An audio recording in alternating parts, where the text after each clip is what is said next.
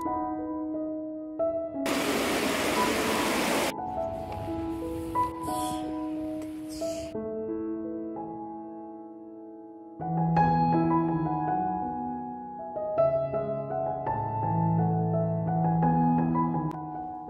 Everyone, আমি shiny. কেমন আছেন আপনারা সবাই? আশা করি ভালোই আছেন। আমি প্রায় আজকে 1.5 বছর হলো এখানে আছি।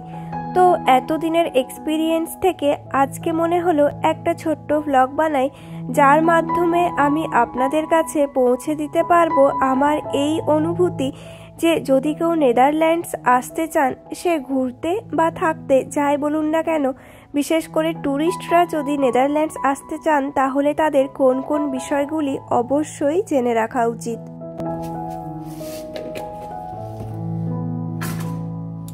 সব থেকে প্রথমে আমরা যেটা জানতে চাই সেটা হলো কোন সময়ে এখানে আসা সব থেকে ভালো। সেই অনুপাতে বলতে গেলে এপ্রিল মে মাস সব থেকে ভালো, কারণ সেই সময়টাতে পুরো নেদারল্যান্ডস টিউলিপ ফুল দ্বারা আবৃত হয়ে যায়। টিউলিপ ফুলের জন্যে নেদারল্যান্ড যে কতটা বিখ্যাত সেটা আর বলার ভাষার প্রয়োজন রাখে না। তবে কি বলুন তো, যেহেতু টিউলিপ একটা প্রাকৃতিক জিনিস, তাই প্রত্যেকবার যে একই সময়ে সমস্ত টিউলিপ ফুল ফুটবে তা বলা যায় না। তবে যদি এপ্রিলের মাঝামাঝি সময় করে আসেন, তাহলে অবশ্যই সেই টিউলিপের দেখা মিলবে, এটা আশা করা যায়। তবে এই সময় ট্যুরিস্ট অনেক বেশি থাকে। যদি সেই ট্যুরিস্ট থেকে আপনি বাঁচতে চান, তাহলে অবশ্যই অটামে আসতে পারেন। অটামেও নেদারল্যান্ডসের রূপ এক অন্য লেভেলে মাত্রা পায়। তবে ছুটি যে সময় থাকে, ক্রিসমাস বলুন বা ইস্টার, এই সময়েও কিন্তু এখানে ট্যুরিস্ট বেশ প্রচুর পরিমাণেই এসে থাকেন। সেকেন্ড, আমি যদি এখানকার ভাষার কথা বলি, তাহলে নেদারল্যান্ডসের ভাষা ডাচ, কিন্তু এখানকার প্রত্যেকটা মানুষ ইংলিশ তো জানেই। মোটামুটি ইংরেজি জানলে আপনি নেদারল্যান্ডসে এসে থাকতে পারবেন বা কাজ চালিয়ে নিতে পারবেন। মশলাগুলো সাজিয়ে একটু বাইরে এসেছি হাঁটতে, বাইরের অপরূপ রূপ দেখবো বলে।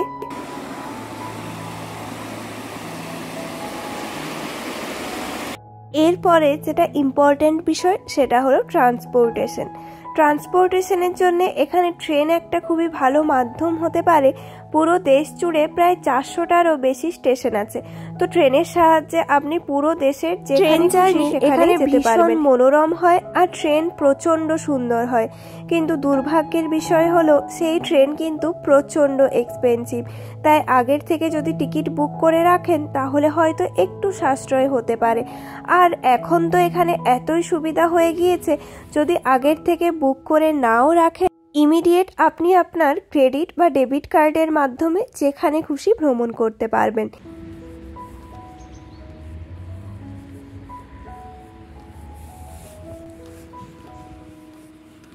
নেক্সট হলো, আমরা যারা ইন্ডিয়াতে থাকি তারা হয়তো এই ব্যাপারটা জানি যে সেখানে 9টা-10টা অবধি রাত্রেবেলায় দোকান খোলা থাকবে, এটা খুব স্বাভাবিক।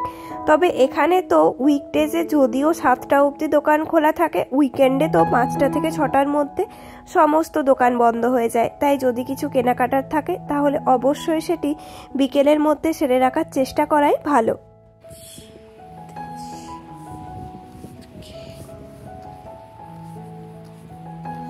যদি আপনারা পুরো শহর ঘুরে দেখতে চান, ধরুন আমস্টারডাম, ডেল বা রটারডাম, তাহলে কিন্তু আপনি এখানকার প্রত্যেকটি মেট্রো স্টেশনে সাইকেল পেয়ে যাবেন, যেখান থেকে খুব ইজিলি সাইকেল বুক করতে পারবেন। সাইকেল নিয়ে পুরো সিটি ঘুরে বেড়াতে পারবেন, যেটা অনেক কম খরচে হবে। যেমন পুরো দিনের সাইকেলের কস্ট কত পড়বে, 7 or 8 ইউরো মতো। যদি নেদারল্যান্ডস আসতে চান আর এখানকার ফেমাস ট্যুরিস্ট স্পটগুলো যদি ভিজিট করতে চান, তাহলে অবশ্যই সেগুলোর টিকিট আগের থেকে কেটে রাখার চেষ্টা করবেন, তাহলে প্রাইসও কম পড়বে আর টিকিট আনঅ্যাভেলেবেল হওয়ারও কোনো সম্ভাবনা থাকবে না। আর এখানকার খাবার দাবার বেশ ফেমাস না হলেও মোটামুটি চলনসই। যে কোনো জায়গাতে গেলেই তো আমরা সেই জায়গার খাবার ট্রাই করি। সেইভাবে বলতে গেলে এখানকার আপনি স্ট্রুফ ওয়াফেলস ট্রাই করতে পারেন। কিবেলিক বলে একটা মাছের ডিশ পাওয়া যায়, সেটাও খেতে পারেন। আর ফ্রেঞ্চ ফ্রাই তো সব জায়গাতেই পাওয়া যায়। আমস্টারডামে একটা নাম্বার 1 ফ্রেঞ্চ ফ্রাইজ বলে দোকান আছে, সেখান থেকে নিতে পারেন। আর শীতকালে আসলে অলিভ অয়েল বেশ ফেমাস। আর এখানকার ক্যান্ডেলও বেশ ফেমাস, তো বাড়ির জন্য অবশ্যই নিয়ে যেতে পারেন। আর সুভেনিয়ার হিসেবেও। এই যে আমি এখন ক্যান্ডেলের শপেই আছি, আর এগুলোর দাম কোনোটা 500, কোনোটা 200, 250, 300। এখানকার মানুষজন এই ক্যান্ডেলের প্রতি এত আকর্ষিত হয় যে কি বলবো। যদি আপনি এখানে কারো বাড়িতে ভ্রমণ করতে চান, তাহলেও যদি আপনি ক্যান্ডেল নিয়ে যান, তাহলে তিনি অবশ্যই ভীষণ খুশি হবেন।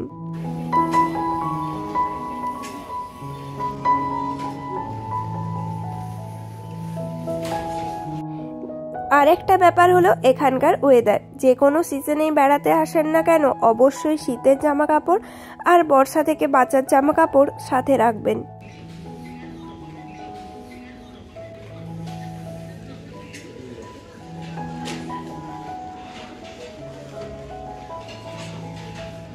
আরেকটা ব্যাপার হলো এখানকার থাকার জায়গা।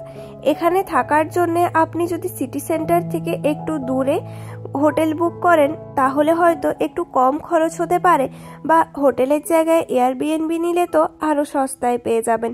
যদি 7-8 দিনের জন্য আসেন বা 5-6 দিনের জন্য, তাহলে এয়ারবিএনবি প্রেফার করবেন।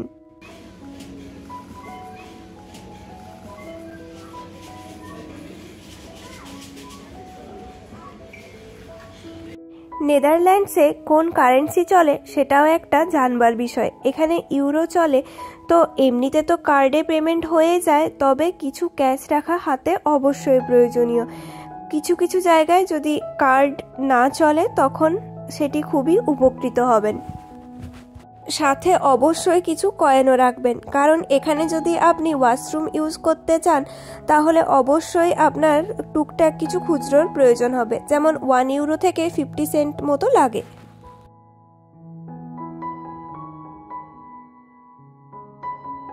আমরা যখনই কোথাও ঘুরতে যাই, তখন আমাদের চিন্তা থাকে যে শুদ্ধ জল খেতে হবে, তবে আমাদের এখানে নেদারল্যান্ডসের ক্ষেত্রে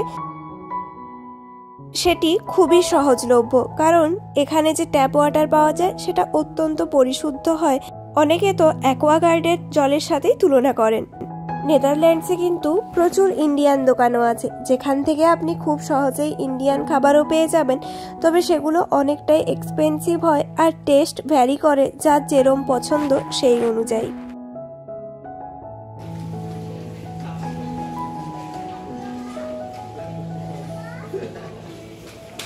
এখানে উবের চলে, তাহলে আপনি উবেরের সাহায্যে এদিক থেকে ওই দিক যেতে পারেন। উবের ইটসও পাওয়া যায়, যার মাধ্যমে খাবার অর্ডার করতে পারেন। আর যদি লোকাল মার্কেট থেকে কিছু কেনার থাকে, তাহলে অ্যালবার্টাইন সবসময় প্রেফার করতে পারেন। একটু এক্সপেন্সিভ হলেও জিনিস সব কিছুই পাওয়া যায় আর বেশ ভালো মানের। এখানে প্রচুর ব্র্যান্ডের দোকান আছে, তবে যদি আপনি সস্তায় কিছু কাপড় জামা কিনতে চান বা হঠাৎ প্রয়োজন হলো কিছু কিনবেন, তাহলে প্রাইমার্ক অবশ্যই প্রেফার করতে পারেন, যেখানে আপনি রিজনেবল প্রাইসে বেশ সুন্দর জিনিসপত্র পেয়ে যাবেন। এই সমস্ত কিছুই আমার মনে হয়েছে যেগুলো টুকটাক আপনাদের জেনে রাখা উচিত। আরও যদি কিছু থেকে থাকে তাহলে আমাকে কমেন্ট করে জানাবেন। চলুন বাড়ি ফিরে যাই এবারে, আর বাড়িতে এসে খাবো একটু পোহা বানিয়েছিলাম। পোহাটা খেতে বেশ ভালোই লাগে। তাহলে চলুন আজকে আমার ভিডিওটা এখানেই শেষ করলাম। যদি আমার ব্লগ ভালো লাগে অবশ্যই লাইক, কমেন্ট, শেয়ার করবেন।